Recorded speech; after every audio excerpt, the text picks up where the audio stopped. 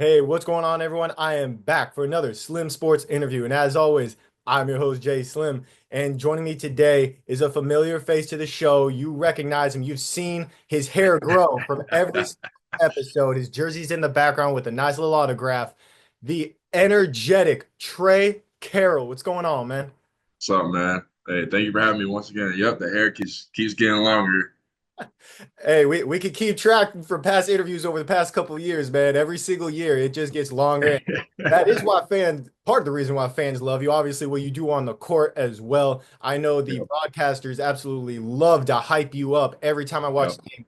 Even away games, by the way, when you were playing Power Five schools, they loved you because of that energy. And for fans that are watching this, viewers that are watching this, I want them to get to know some of the accolades that you've gotten over the course of your career with FAU in a quick little segment that I like to call rewind and recap.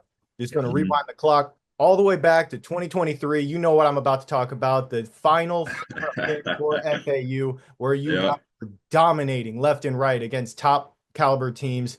And then this past season, you got your chance to shine. All conference second team selection in a very tough American conference. You also were named Amir Abdur Rahim's Sportsmanship Award recipient, and then 2025 co-most improved player of the year.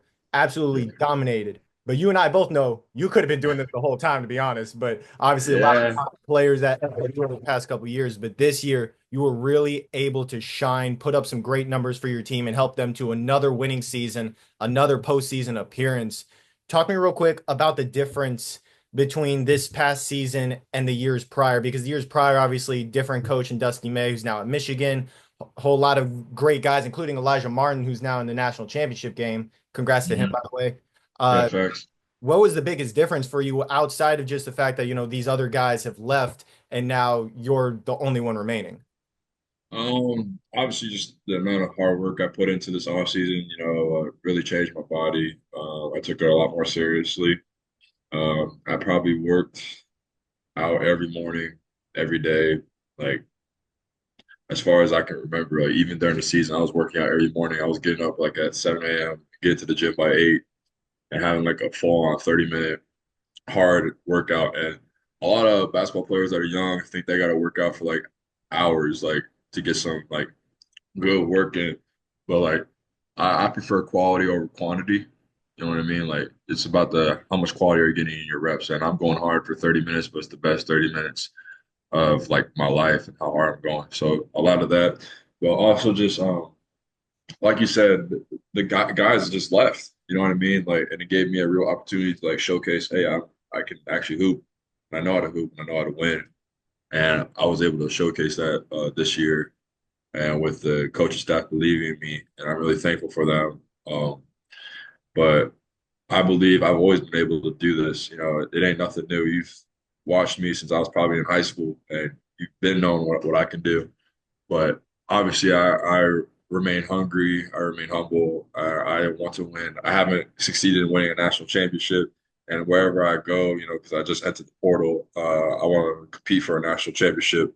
And then I also just want to showcase like who I am, like what I can do to help the team win. And hopefully I can get to the next level, and that being the NBA. Yeah, and every single year you've been able to improve. This past season, people got to see what I've always known. Trey Carroll is a dog.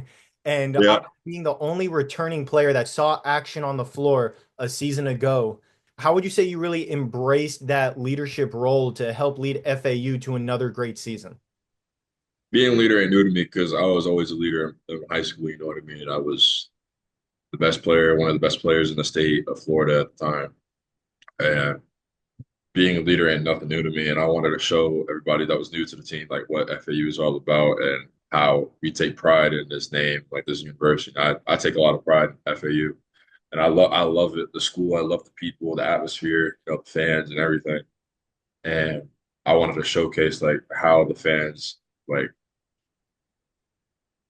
like I don't think a lot of people know this, but when the fans are active in the games, it gives us like an extra boost, like an extra lift off. And it's hard to hear in that arena. Like it's actually hard to hear. And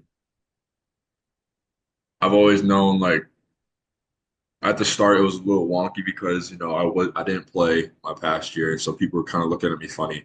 But then like over the hard work and then seeing like I'm actually like pretty good at basketball, you know what I mean? Like I'm all right, I'm an all right player, and they actually like kind of started respecting me, and I appreciate that because it's hard to earn respect, especially when you don't play, you're like really playing your college career. So it's like this guy doesn't have any real experience, so like why should I listen to him?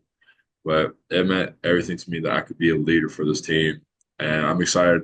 I'm excited to see how they do this upcoming year because obviously I won't be here, but I take pride in being FAU out, and I just love it over here. Yeah, absolutely, man. You helped lead them to an 18-16 overall record, 10-8 in conference action, ended up getting a bid into that NIT tournament. Beat some really tough teams on the season. Beat Oklahoma State 86-78. Beat a Liberty team that made it to March Madness in overtime 77-74. Even took down Charlotte in that AAC tournament in the second round 64-59. So some Mhm. great wins overall on the season. And for you, this season kind of started off, you were getting a lot more minutes, but you started off coming off the bench like you had the few years prior. And then about a quarter of the way into the season, coach gave you the starting nod. You were able to finally break into that starting lineup. And around that time, you were averaging around 20 points per game over the span of the past month or something. Some Yeah. crazy numbers that I saw. What did it mean to you to finally be able to crack into that starting spot to get that kind of nod from your head coach? This is something I've been dreaming about since I was a kid, man. Starting at the Division 1 level,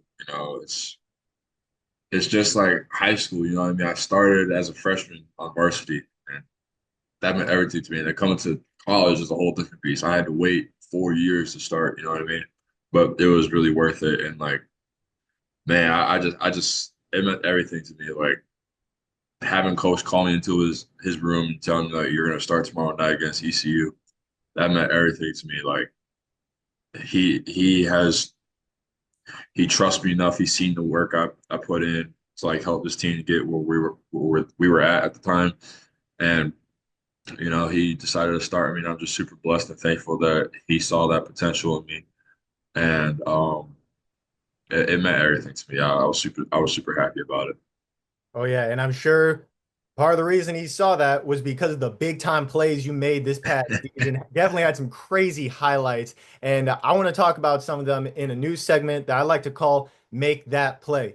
You've been on the past couple of years, but we haven't done this yet, and trust me, you're going to enjoy it because we're showing off some of the best of what you do. And I went through every single made basket that you had this past season, which took me forever, by the way. But you're the guy on the court. I'm just a fan in the stands. I'm the guy, the spectator that's looking at these plays. What would you say was your top play from this past season? Oh man, why are you doing this to me? Oh, that's a lot of plays, man.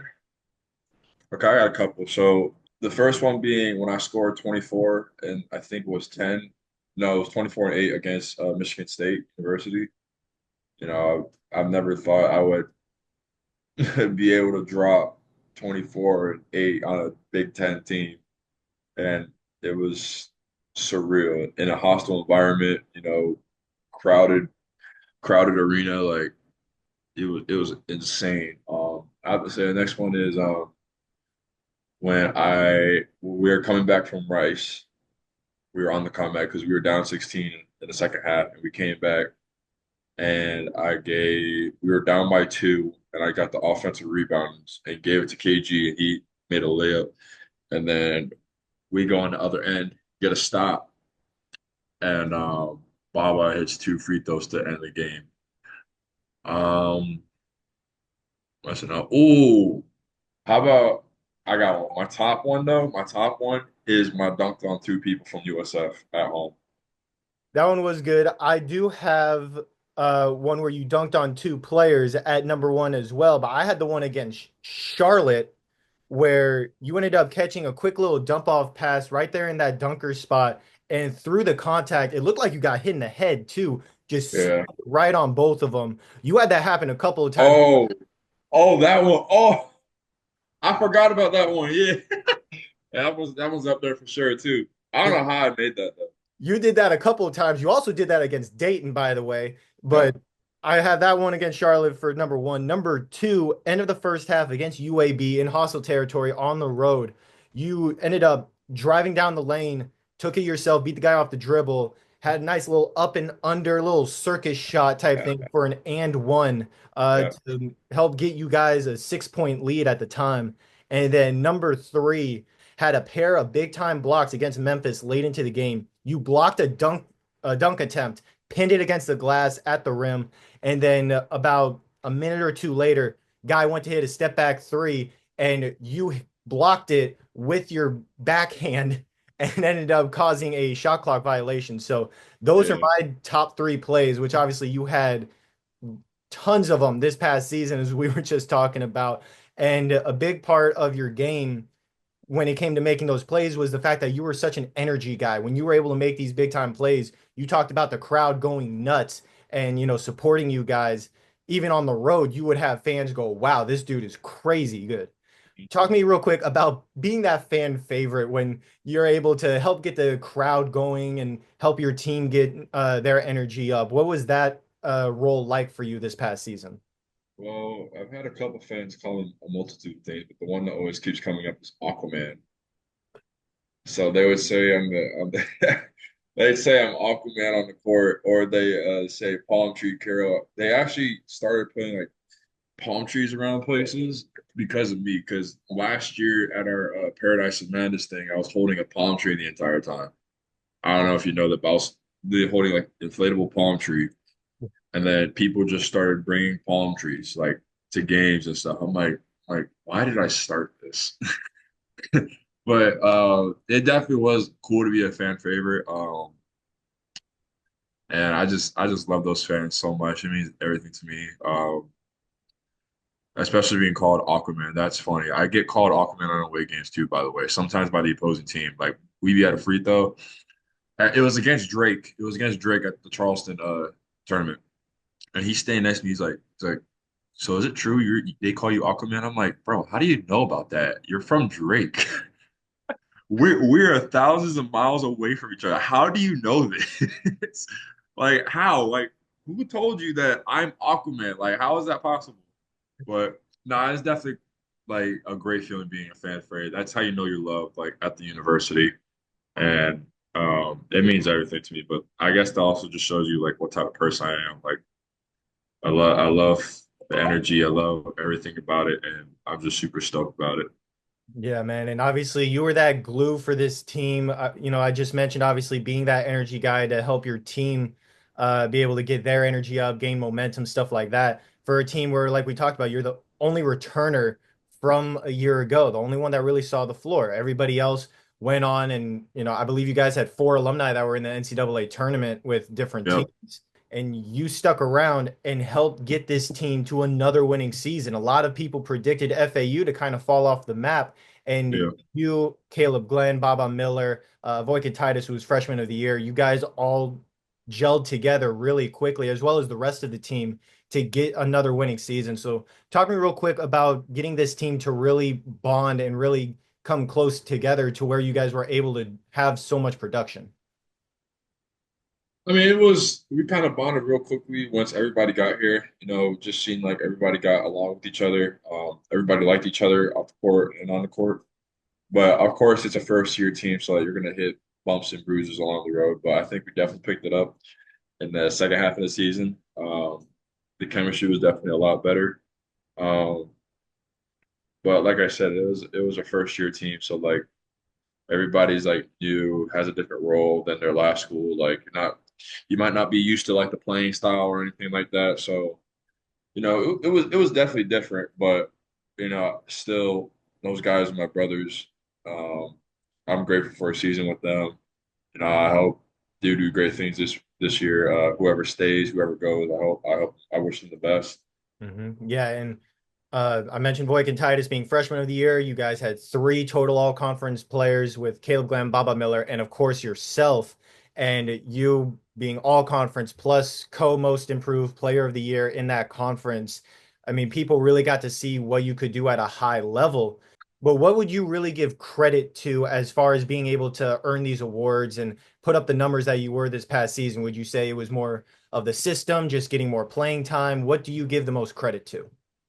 Well, if we're talking about most credit, I'm gonna give it to my Lord and Savior Jesus Christ and God because nothing happens without them. And honestly, it was the amount of hard work I put into this game. You know, I've shed blood, sweat, and tears for this game. Like I've sacrificed time with my wife, away from my wife for this game. I've sacrificed sleep for this game. I've sacrificed parties, going out, a lot for this. I've sacrificed a lot of my life for this game, and I'll be darned if I if this doesn't work out. You know what I mean? And because I've been dedicated to this game since I was like 3 years old. You can ask anybody that knows me. I've been dedicated to this game since I was three. I've been addicted to it, and it's so rewarding to like finally be rewarded these accomplishments. But it just makes me so much more hungry because it just proves that this is just like your foot's in the door now. Like we got a lot more doors to go. You know what I mean? Like, Mhm. you got the key, but we got to get some more keys. You know what I'm saying? So there's a lot to be done, and I'm looking forward to the amount of work I'm going to put into this off season because I'm super like I'm super motivated more than ever now. There you go, man. And those sacrifices have led you to obviously all the awards already and what you're looking to ultimately get a national championship, which I want to point out, first time I ever had you on, you said in that interview, I'm leading my team to a national championship. And the very next year, you guys make it all the way to the Final Four and were one of the talks of the NCAA with what you guys were able to do. When Trey Carroll speaks about it, it usually ends up coming into existence in one way or another. So now I got to ask you, obviously, you're in the transfer portal. You announced earlier today. Talk me real quick about your expectations and the requirements that you're looking for from your next destination to where you're able to make those dreams become reality. Well, not a lot of people know this, but I'm not. I haven't played my position at all in my college career. I've been playing the five, not a five. I'm a three or a four. And wherever I go, if you see me doing this that's if you see the way I'm playing not at my position, imagine what I could do at my position. Like imagine like being able to see the whole court the whole time, like my back's never to the basket. Like imagine what I could do then. You know what I mean? But I just want to compete for a national championship. Obviously, I want to win a conference championship, regional or excuse me, regular season championship. I want to win player of the year. You know what I mean? But these accomplishments don't mean nothing if you don't put in the work. So I got to put in work this offseason because I plan on going Power Five, going up, hopefully somewhere, I don't know, Big East, Big Ten, SEC, ACC, whatever. But I'm going to Power Five, and I got to put in a whole lot of work because this is a whole different ballpark I'm about to step into. But I've never been afraid of the smoke. I've never been afraid of like the challenge, and I'm thankful for everyone that's doubted, like me, like everybody. Like I actually give thanks. I'm super thankful for them because that just brings more fuel to the fire. And now I'm at a point where I can support my wife and I. She don't got to work for another year, and like it just shows like no matter who you are or what you do, if you put your mind to it, you put your heart into it, you can accomplish anything. There you go, man. That's the best thing to hear for you. I'm so happy for you, your wife, your family, what you're going to be able to do. And to be able to see you grow your career has been incredible. I know you've been very underrated over the past couple of years, and obviously now people know the name Trey Carroll, or as they like to call Aquaman now. Uh, but that's exactly why I do this interview. That's why I do this podcast is to get guys like yourself, your names out there as much as I can. And maybe you know some names that some people don't either, where I should maybe reach out to them, check out their numbers, and have them on the podcast. And that's exactly why I have this other segment that I like to call Who's Up Next. So in this segment, you can rattle off some names, give me some names that I should reach out to, have on the podcast this year, next year, whenever, so I can get their names out there as well. Two rules, though. First of which, you got to help me get them on, got to help me reach out, which I know you do. You've helped me with some people already. All And right. number two, you got to give me at least one teammate or one non-teammate that was not with you at FAU this past season. All right. His name is Brennan Laureate. Bro went from not playing, averaging like 2 points a game last year, to being first team All AAC, sixth man of the year, led his team to an NIT semifinal, I think. Um, Bro's a dog, like he's a hooper for real. Like super athletic, 6'9", has like a 40-inch vert. Like he's he's unbelievable. I definitely would shout out to him because no 6'9" kid should have a 40-inch vertical and move the way he moves. Like it's insane. Like when you play him, like he goes hard. Like he goes 100% every day and night. Devin Vanterpool, Yes, I remember this recognizing this him. this kid, if he stays at FAU, he's going to be AAC Defensive Player of the Year next year. You can quote me. Hey, You can we quote. You can quote me. I will He will definitely be make sure to quote that. he will be AAC Defensive Player of the Year. You know, he was a reason. He's the reason why we were in a game with Tulane in the conference tournament this year. Like he's the only. He's the main reason we were in that game. His hustle. I want to say not many people out hustle me, and he out hustles me. I love that. I love the energy. And if Trey Carroll says he's going to be Defense Player of the Year, that's what he's getting next year. And I will He's, quote you on he's that. I'll good. make a graphic and everything with that quote in there from Trey Carroll. So that's who's up next. Absolutely incredible. And now we've got to talk about what's next. You're coming off this season where you averaged 12 points per game, 5 rebounds, an assist and a half, a block per game while shooting well over 50% from the field. You talked about that Michigan State game earlier this season, 24 points and 8 rebounds, some incredible performances overall. And now you're in the portal, you're getting ready to go to the Power Five level and make that bank for you and your wife. Talk to me real quick about how you're really attacking this off season. What are you really looking to improve the most to be able to go off and finally play your position at the Power Five? Yeah, I need to definitely going to work on my off the dribble three. You know, I mostly just shot catch and shoot this year, but if I strongly develop a consistent dribble pull up three or like and a catch and shoot three and I shoot 40% from the three, then that's going to force teams to never sag off on me and I just get to the rim, which is my sweet spot. And I'm a slasher first, but if if I also shoot 40%, then you can't give me either or. You know what I mean? And definitely going to work on my handle a lot more. It's decent, but always needs improvement. Definitely need to get a little stronger and a little faster. You know what I'm saying? New, bigger league, bigger defenders, quicker defenders. You know what I'm saying? Um, and just to work on a little bit on my jumping because, like I said, bigger, stronger, more athletic. So I got to get stronger, faster, be able to jump higher. And I just got to attack this off season with the mindset that I can't let no one outwork me, and I got to do what's best for me and my family, and I got to hopefully lead my team to a championship. Hey, absolutely, man. Definitely can't wait to see what the future holds for you next season. Going to have you on again a year from now when you're going to have that trophy in your trophy case. Yeah. Probably have even longer hair. We'll see, and maybe even Nah, I'm gonna trim it a little bit. I'm gonna trim it a little bit. you're It'll about, be the same. It'll be the same length. It'll be the same length next year. okay, there you go, man. Yeah, this hair ain't going nowhere. It's just a little trim.